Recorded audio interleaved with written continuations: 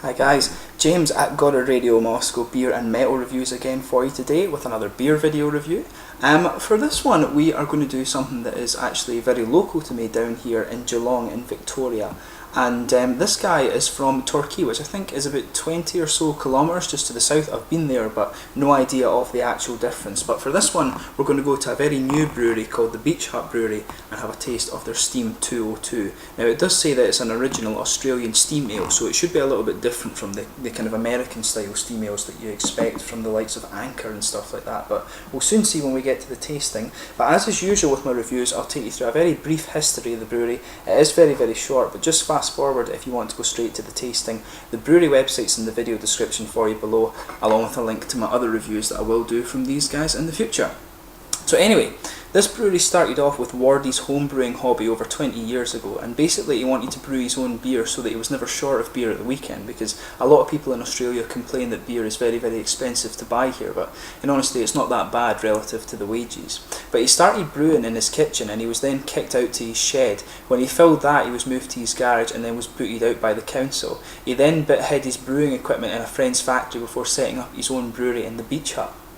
So Wardy attended the Tasmanian Beer Fest in 2011 and then he decided that he wanted to take his own beer there for the next one. So he handed in his resignation to his job and went to the bank for a loan to launch his own brewery. And the first beer he produced was this guy, the Steam 202, and it was been given many awards since its inception actually, and the name Steam 202 comes from the fact that the recipe had to be perfected over 201 different batches of beer.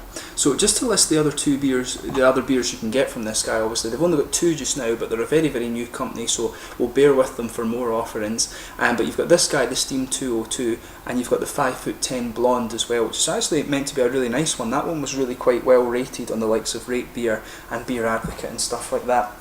So anyway, that's your little bit about the brewery. So I'll just bring up the camera and let you have a little wee quick look at the artwork on this one. It's quite nicely done, quite kind of simple, nice kind of, it actually reminds me a little bit of the Speyside craft brewery labels from home. But it says on the side, Steam 202 is brewed with a lager yeast strain at ale temperatures, producing a clean craft beer with a flavour profile of subtle, woody and caramel notes with a signature Steam 202 aroma. It says ingredients: water, malt, hops and yeast, and it's 4.7% alcohol content, and you get a 10-cent refund if you bring it back in South Australia.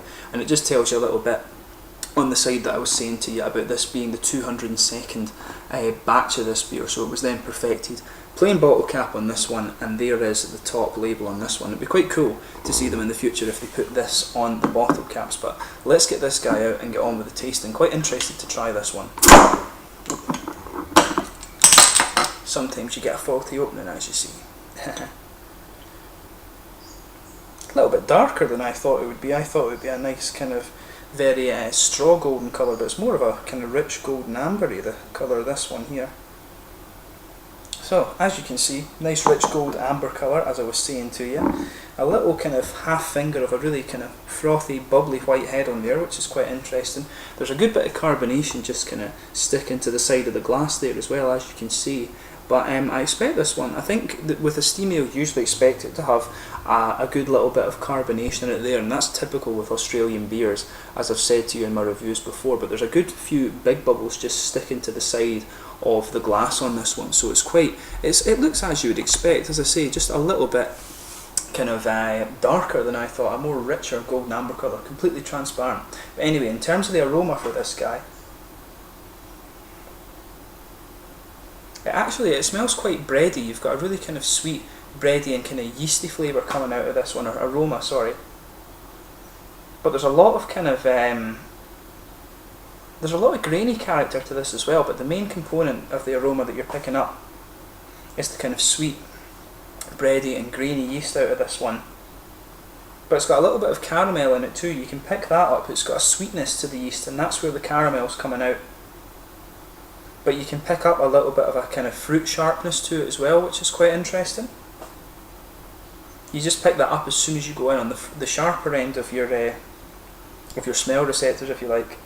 you'll pick up a nice little bit of sharp fruitiness, but when you breathe it in a bit more deeply, that's when you start to get the bread and kind of yeasty, doughy characters out of this one. It's definitely a white bread in here, but there is a little bit of graininess to it as well, and as I say, some nice fruit. But without further ado, let's give it a taste. So this is Steam 202 from the Beach Hut Brewery in Torquay in Victoria. Cheers.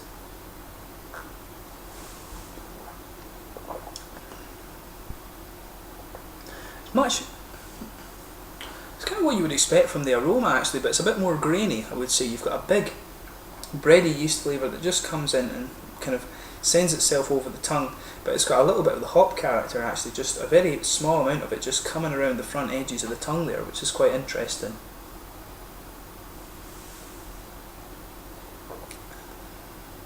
And I should say that it's actually a lot smoother. It's a lot less carbonated than some of the Australian beers I've come across before actually.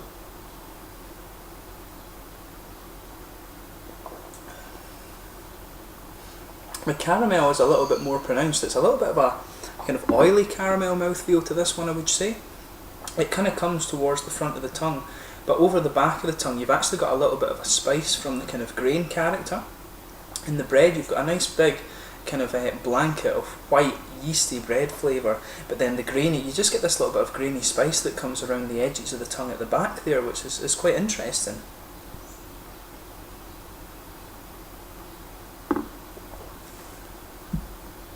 Yeah, I would stick with that. It does have a really kind of grainy bread character to it, this one, which is quite interesting. You just get this nice kind of fluffy white bread dough, and just as the flavour progresses it becomes a little bit more sort of grainy, and you just get a little bit of a kind of spice out of that, which is quite interesting. But the yeasty character, it does have a little bit of sweetness, and as I say, the caramel comes out around the front of the tongue, and there's perhaps just a little bit of woody flavour to it as well, I would say.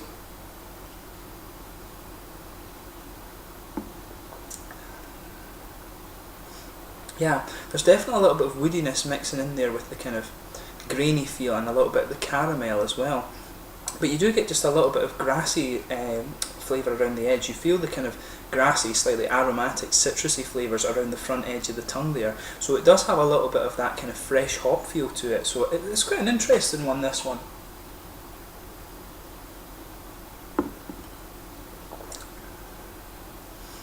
In terms of the mouth though, I'd say it's very light bodied. The carbonation is very light on this one. It's more of a smooth mouthfeel to this beer. But it does have a good bit of dry character, and that builds particularly as you move into the aftertaste. You notice that, and it's the sort of grainy spice flavours that linger on this one, a little bit of the woody character as well.